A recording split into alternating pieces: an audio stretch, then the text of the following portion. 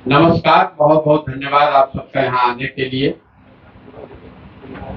जैसा कि आपको पता है, पिछले वर्ष 2 मई 2022 को मैंने ये घोषणा की थी कि जन स्वराज अभियान मैं बिहार में शुरू कर रहा हूँ।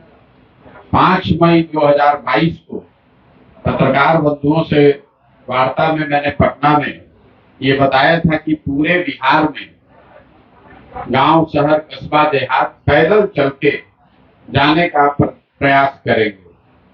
उस समय का अनुमान था कि 1 से 1.5 वर्ष में करीब करीब 3,500 किलोमीटर पैदल चल के इस काम को किया जा सकता है।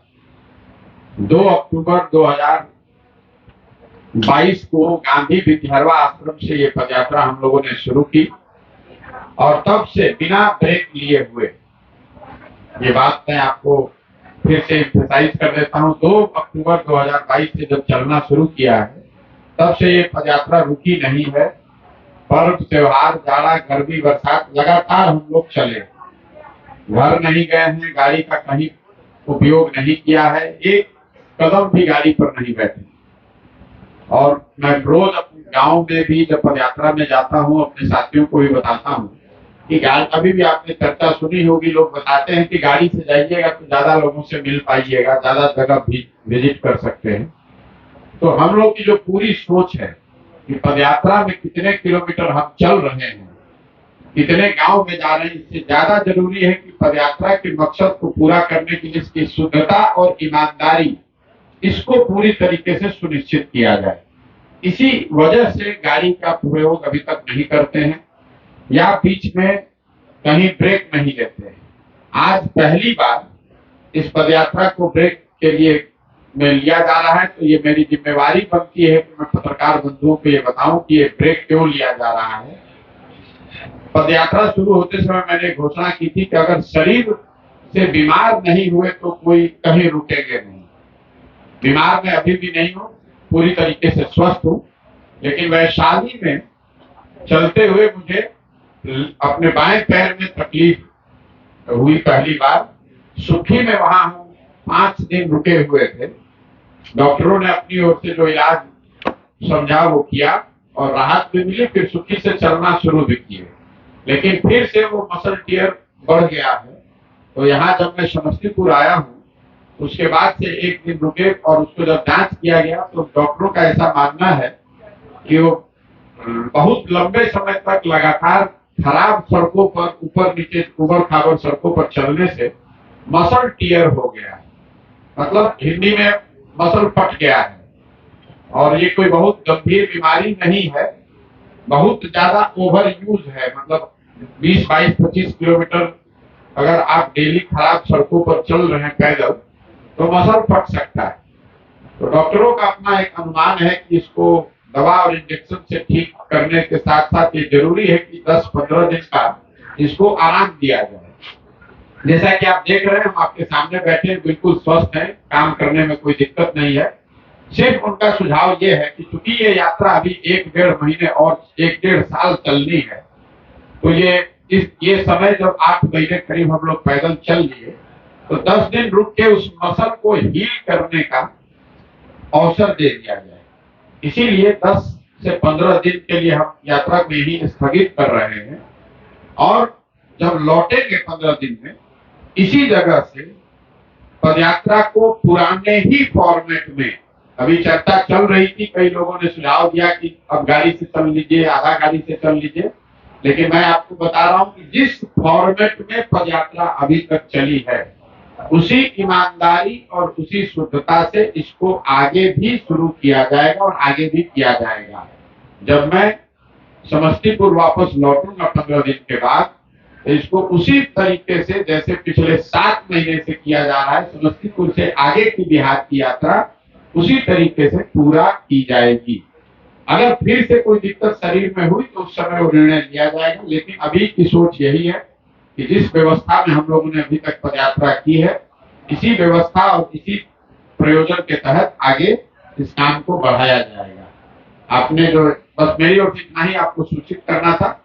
बीमारी कुछ नहीं है, मेरा लेफ्ट पैर जो है बाएं पैर में मसल फट गया है और डॉक्टर उसकी वजह बता रहे हैं लगातार खराब सड़कों पर 20-22 किलोमीटर डेली चलने से ये मसल टियर हुआ है, जिसको हील होने में 10 से 15 दिन का समय लग सकता है। कोई दवा भी खाने की जरूरत नहीं है, सिर्फ रेस्ट की बात है। उस पैर पर, बाएं पैर पर ज्यादा वजन नहीं देना है, खासकर बहुत लंबा चलना नहीं है। लेकिन उन सबका अनुमान है, पटना में जो डॉक्टर हैं या बाहर के भी डॉक्टरों से, जिन लोगों से भी हम लोगों ने सलाह लिया, सबका मानना है कि 10 से 15 दिन में ये रिकवर हो जाएगा।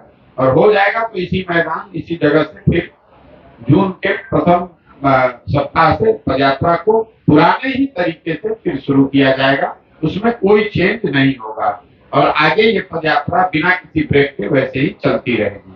आपने ठीक कहा। बस एक बात मैं कह के आपसे सवाल लूंगा, पत्रकारों के लिए हमारे पास करने के लिए कुछ नहीं है। जैसे आप मुझे शुभकामना दे सकते हैं बिहार होने के नाते, तो वैसे मैं भी आपको शुभकामना दे सकता हूँ। पत्रकारों की हालत में हमेशा कहता हूँ वो डॉक्टर हैं जो सब गांव भर का इलाज कर सकते हैं लेकिन अपना इलाज नहीं कर सकते। दुर्दशा है। लेकिन आप बिहार के नागरिक भी हैं, आप तो देख रहे हैं कि पूरे राज्य में लोगों की क्या दुर्दशा है। तो आप और हम भी उसी के सहभागी हैं। व्यक्तिगत बात नहीं है, व्यक्तिगत तौर पर मेरा बच्चा अच्छे स्कूल में पढ़ सकता है, व्यक्तिगत तौर पर आप समृद्ध हो सकते हैं, लेकिन समाज के तौर पर हम लोगों की हालत बदहाल है।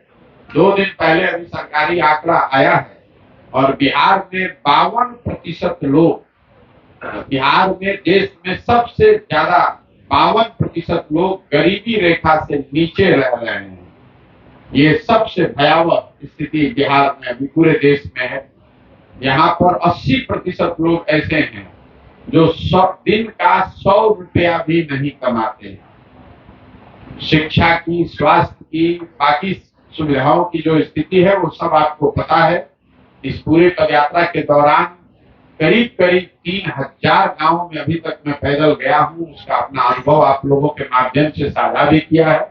वो चर्चा आगे चलती रहेगी, लेकिन बिहार में 40,000 गांव है, तो मैं रुकने वाला नहीं हूँ। आपके माध्यम से ये बात फिर से, चाहे कितनी भी बाधा आए, मैं पूरी तरीके से दृढ़ संकल्पित हूँ।